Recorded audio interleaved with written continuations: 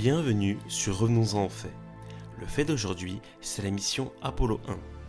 Comment cette mission prometteuse a-t-elle tourné au drame? C'est ce qu'on tentera de comprendre ensemble dans ce nouvel épisode. Pour ce faire, revenons en 1961 aux États-Unis.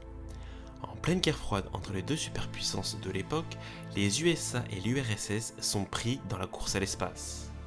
Après avoir subi deux défaites de la part des soviétiques, la première fois, le 4 octobre 1957, lorsque les Russes envoyèrent Sputnik 1, le premier satellite artificiel dans l'espace, et la deuxième fois, le 12 avril 1961, lorsque Yuri Gagarin fut le premier homme à être envoyé dans l'espace.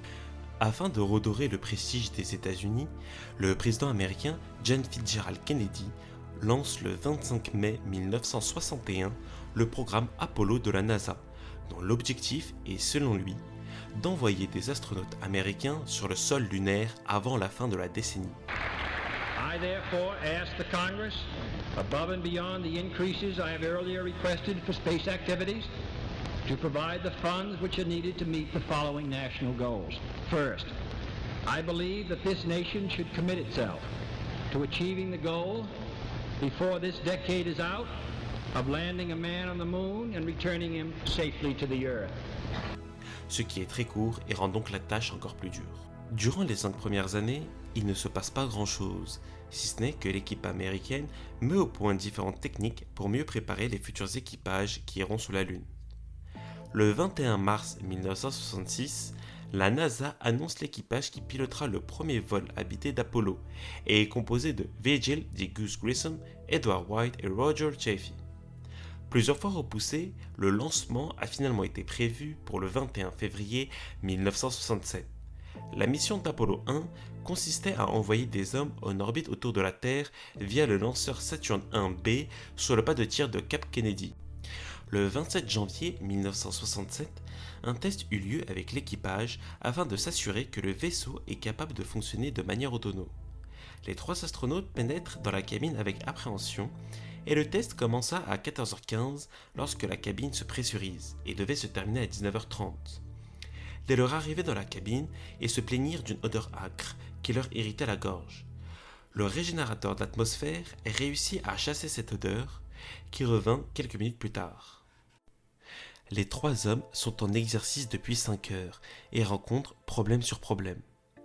La communication est si désastreuse qu'il y a des bruits d'électricité statique sur les lignes et à un certain moment, le micro tombe en panne.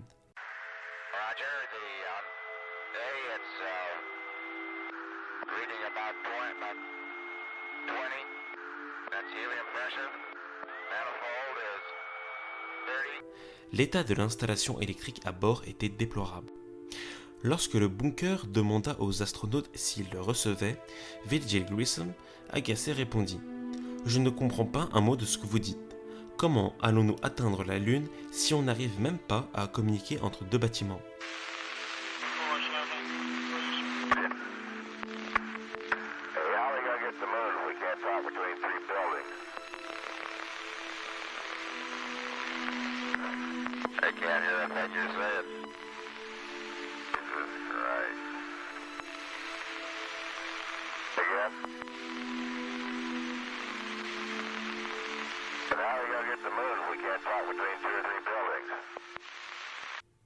Les techniciens essayaient de réduire les bruits de fond et le deuxième message qu'ils recevaient faisait froid dans le dos.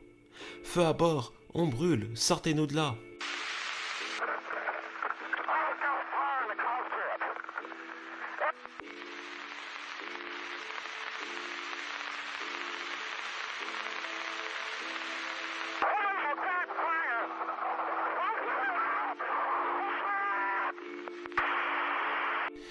Edward White, l'un des 3 astronautes, s'agite pour déverrouiller la double porte qui prend 2 minutes à ouvrir.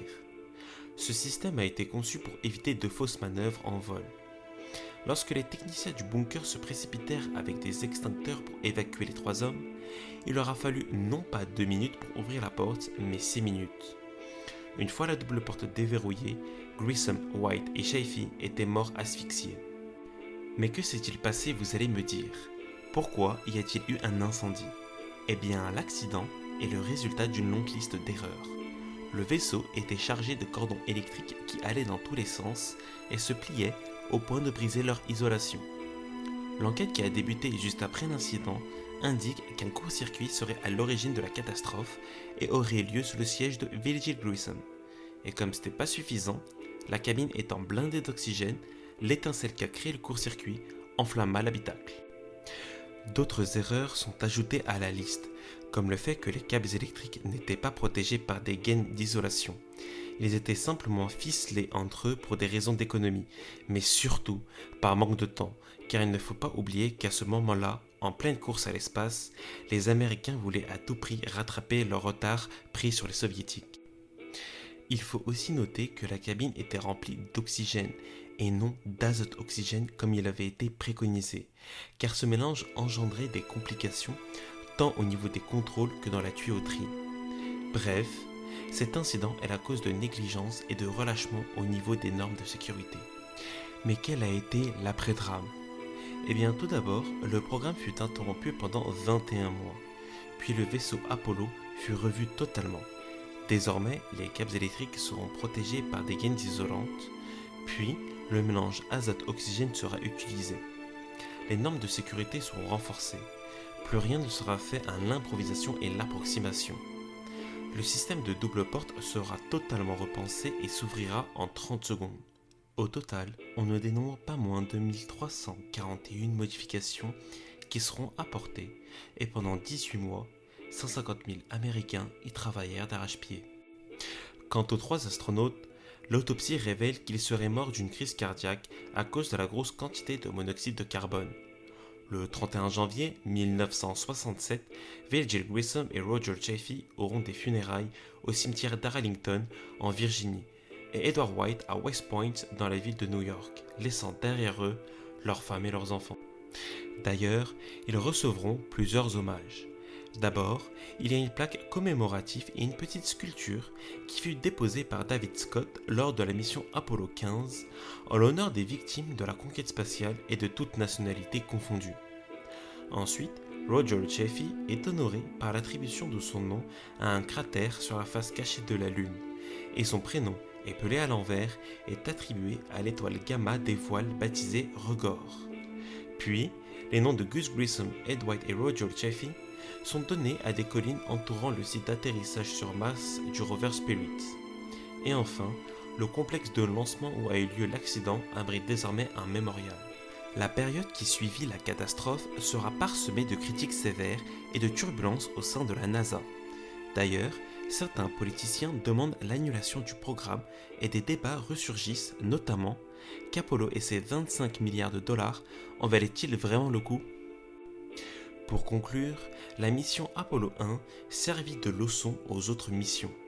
Il ne fallait absolument pas reproduire les mêmes erreurs qui ont conduit à la tragédie d'Apollo 1. Le chef des équipes d'astronautes, Donald Slayton, apportera une conclusion au drame et dira « Je suis persuadé que nous aurions fini par nous casser la figure à plusieurs reprises avant d'arriver sur la Lune. Peut-être même n'y serions-nous jamais arrivés s'il n'y avait pas eu Apollo 1. » Durant la suspension du programme, les Américains craignaient que les Soviétiques prennent une trop grosse longueur d'avance sur eux.